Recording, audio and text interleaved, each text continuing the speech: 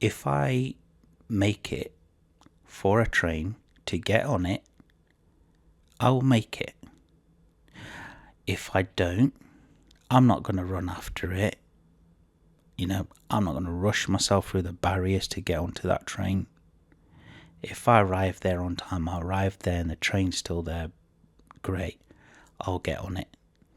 But what I won't be doing is jumping through barriers or jumping down steps just to make that train. Those days are well gone.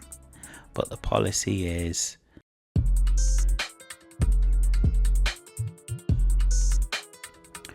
hey bro, so far I've not had many takes for the intros, with this one in particular.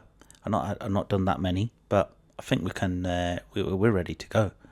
So I hope you are too. And on that note, we are going to be talking about 10 great life habits that I've collected and I've saved along my journey of 43-year-old journey. 44 next week, I think. But anyway, who cares about how long? But 10 great habits that I've developed, I picked up, I learned, and I thought, you know what, I'll keep that one. And these life habits, they're like free things that helped me to shape the person that I am on the daily basis. So I want to share that with you today.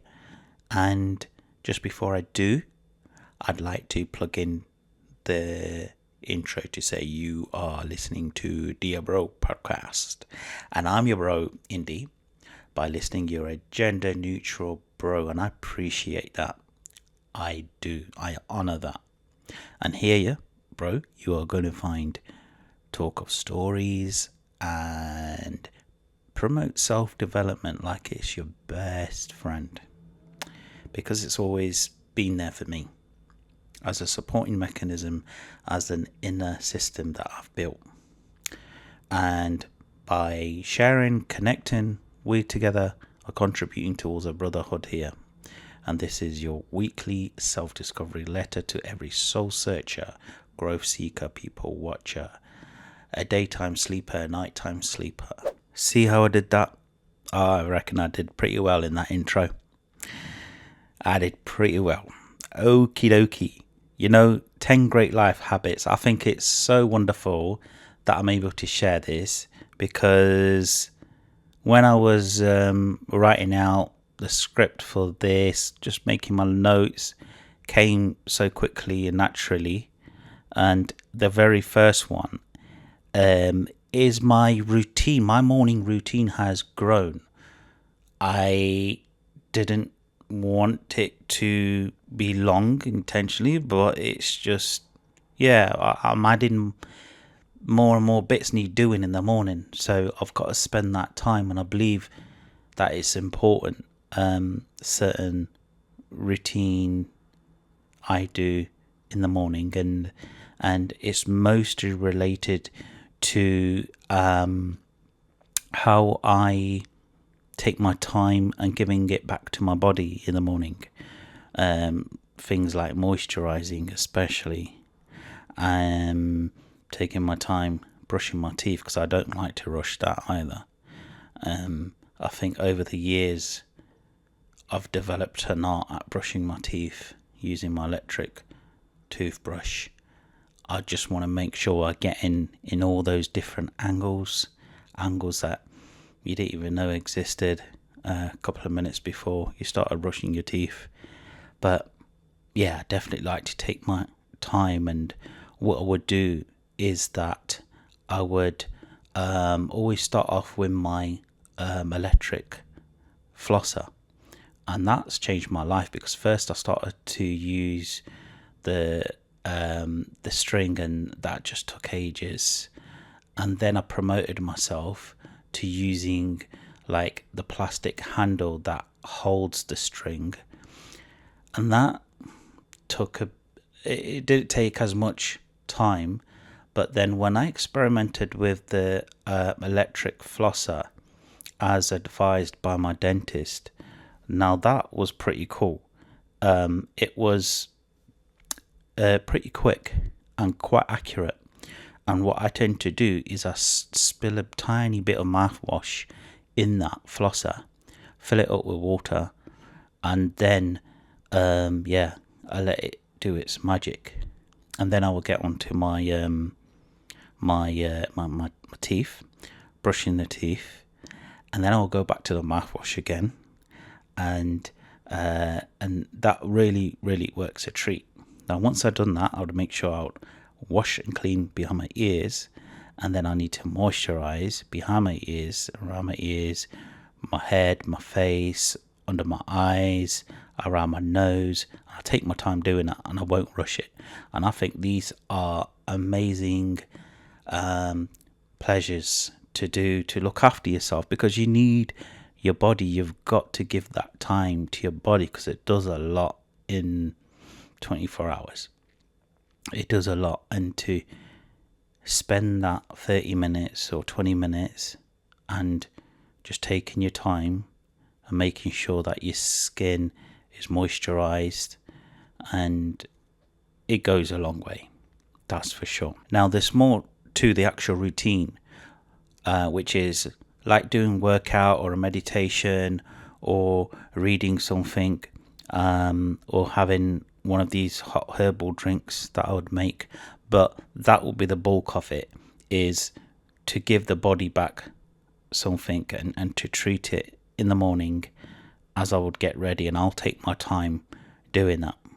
Another habit I would make sure that I would do in the morning, and this is without fail.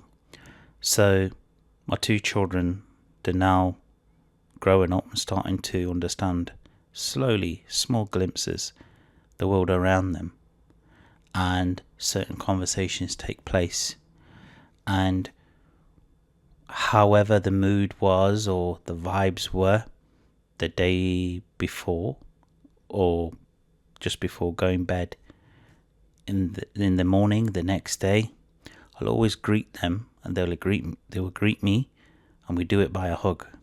We will always make our way to each other, and we will do this, and it will be done no matter what was said or done the day before. We always have to religiously remember to do this, and by doing this, it just helps us to connect. It's a simple little gesture, doesn't take too much time, and it really helps you to reconnect and to maintain that closeness. And I think it's important for children to learn that, see that, feel that, more importantly, because whatever they're going to feel and see, that's what they will end up doing and becoming. So for them to connect in such a way, it sets the tone for the rest of the communication to flow throughout the day with you. And it really does help up to open up the channels and make you feel at home and just more close and connected, throughout the day, whatever's going on or whatever's happened, or all the time. So that's a must, and it's a great thing to do. Very simple, very neat, very tidy, very quick, and it's great. Now, talking to yourself, I think it's a great habit. Like, I'll tend to do it in the car when I'm on my own. I'm doing it now. I'll do it, and it helps. It helps because you're doing it anyway without knowing. And we create movies about, sometimes about 6 in a day, half a dozen movies in a day in our heads. So, and we're doing that by talking to ourselves. And I'd make sure I consciously do that, because I'm doing it anyway. But I'll be very selective in what conversation takes place. Is it positive? Is it productive? Is it necessary for today? Do I need to do it in this time? And it really clears up the channels within yourself, so that relationship you're carrying within yourself is always connected to, just like how it is for others. And I think just having that conversation, it clears out like your actions for today, your intentions especially. So talking to yourself is, I think it's key. It's key. And the use of language you use when you do that is even more important. The words you use, because it will play a part and contribute towards your being, your ultimate vibration. Now, following on from that, I think in the morning, there's, you wake up, you don't know how you've slept a bit uncomfortable or whatever it may be, or you was working late and you're a bit tired, whatever your mood you will be in, I think it's very, very important to greet yourself as well. And, I will do this when most of the time I would do my toothbrush when I'm in the shower. It's just more quicker, get more things done. But at some point when I'm in the bathroom, just greeting yourself in the mirror and having that minor chat, or it probably take place when you sit down for a certain prayer, meditate. But to greet yourself is important. And to go a step further is when you ask yourself that, hey, is there anything needed today? What do you need from me today? Just asking that one simple question as you greet yourself, it restores that patience, resilience back in, no matter how you slept or what yesterday was about, and gets you ready and sets the tone for the day to come. The last thing you want is you're up, you're on the go, and as we know, more than half of our lives are dependent on the phones that we carry in our pocket. And if that's not charged, boom. If that's not charged, you can't access your phone, you can't pay for things, or you can't make that vital call that you need to make. I think it's terrific having the phone charged every night. And even if it's not charged during the night, I'll always keep a charger in the car or something as a backup, so I'm not dependent on one source of charger. But a simple habit of making sure you always got your phone charged does help, because you just never know when you're going to need it, for what reason. And that just brings me into my next one, which is, because I've got a bad habit, which is losing my phone, I think one of the best inventions is having a side bag, because sometimes I'll be around my house and I'll still have it on and my phone will be in there. So that way my phone's charged and it's not going to go anywhere, because I'm carrying it around everywhere I go. Side bags, a game changer for sure, without a doubt. Now my next habit, I'd say, although it's quite deep, it's as effective and honest, brutally honest, I would say. I will make sure that however I have woken up, however the weather may be, whatever circumstance I have woken up into, maybe I'm running late, maybe I have to go somewhere, or I can't find a certain thing before I'm leaving, which is usually the case. Whatever the mood, whatever the vibe, there's one thing that I always do without a doubt, which is I remind myself consciously that I'm not going to be living forever. I'm not here to live forever. And just having that perspective, it then has an impact on the thoughts and the actions, to understand that nothing is here that is permanent, and everything's going to be passing.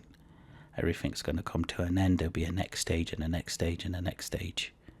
So even if I hit that traffic or whatever it may be, that too will pass. And I think it's quite deep, this, because it does shift the perspective of letting go and associates yourself with that, just by reminding myself that today's not forever, I'm not forever. And it really allows you to make space for enjoy whatever's going on in the way it's going on and the way it's opened up to you.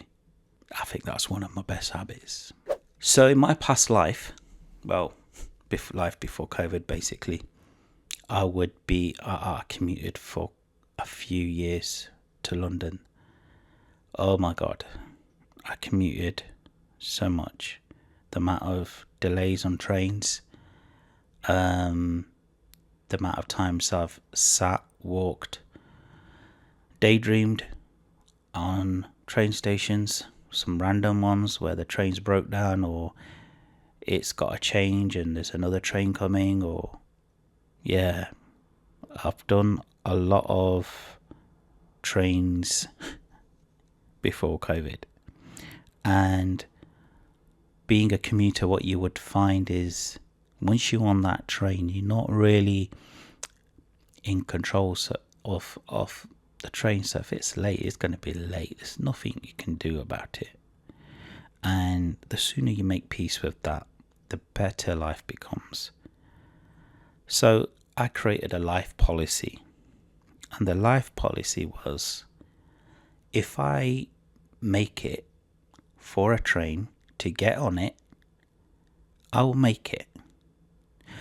If I don't, I'm not going to run after it. I'm not going to rush myself through the barriers to get onto that train. If I arrive there on time, I arrive there and the train's still there, great, I'll get on it.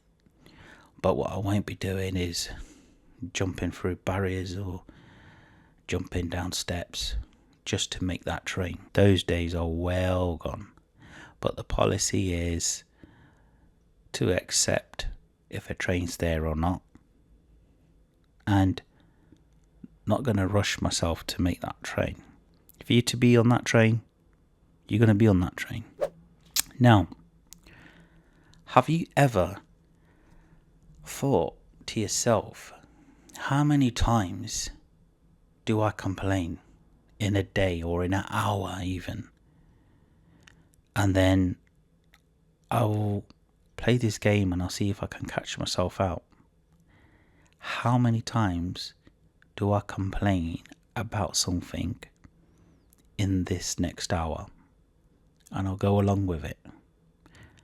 And it's amazing how many times you catch yourself out. The amount of energy that we put into complaining is unbelievable. And when you start to become aware more and more of your complaining, the more easier it becomes to catch yourself out, and then therefore to save that energy and just be the way it's being, to accept how it's unfolding in front of you, and take care of that complaining mechanism. I understand sometimes it will come, and it does come, but being aware of it really does make it helpful for us to control ourselves and just to use that energy a bit less and use it towards something that will serve us better and be more productive. Just the other day, I was in a supermarket and I've got my things and I just want to roll out. I turned the aisle and there was a massive queue for the checkout. And then I was like, shit, we're going to be here a while. Why do the queues have to be so long everywhere you go? Boom. Catch myself out. I was complaining. Now, at that time, there was this lady in front of me, and she had turned around, and then spontaneously I said, we're going to be here a while, aren't we? And bless her, she smiled and she says like, oh, I hope not, my daughter's pregnant. And I was like, really? Is everything ready? Do you have things all ready for the baby? And we got chatting away, and yeah, before you know it, we was ready for the checkout. But it was a nice way to pass the time and just happened spontaneously. But certain conversations leave a certain vibes with you, and that one was definitely a good vibe. There was a time where I'll be on the phone a lot. A few years back, I'll be on the phone a lot, speaking to so many different people, and for long periods of time as well. And now I'll do the opposite. I'm very much less on the phone and try to be less on the phone as I can be. But one thing that I would do is that I would always check in with one brother, whoever they are, and I will just ring them up intentionally, unplanned, for, just in a random moment, and I'll just speak to them and ask them how you doing, and then I'll give them space to speak. And this is usually a good, because like I said, whatever that conversation, it leaves a vibe, or it leaves something with you. That be created by me ringing and just asking them how you doing, brother. And it's a good feeling to do. It's a good habit. I think it's a great space to be in this journey of life, when you do collect, create, and maintain, or manifest even, good habits as we go along. And good habits that serves us, that helps us to develop, to go that bit further. And they're all contributing towards our general maintenance, mentally and physically. No matter how small the habit, the point is you identify it and you develop it further so it can serve you better and those around you. It's a wonderful thing, just a habit, but picking which one works for you and dumping the ones that don't. I'm going to leave it there now. I enjoyed this short and sweet talk today, and I hope you did too.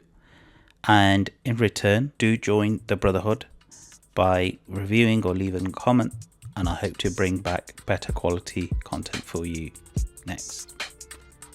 Thank you, bro.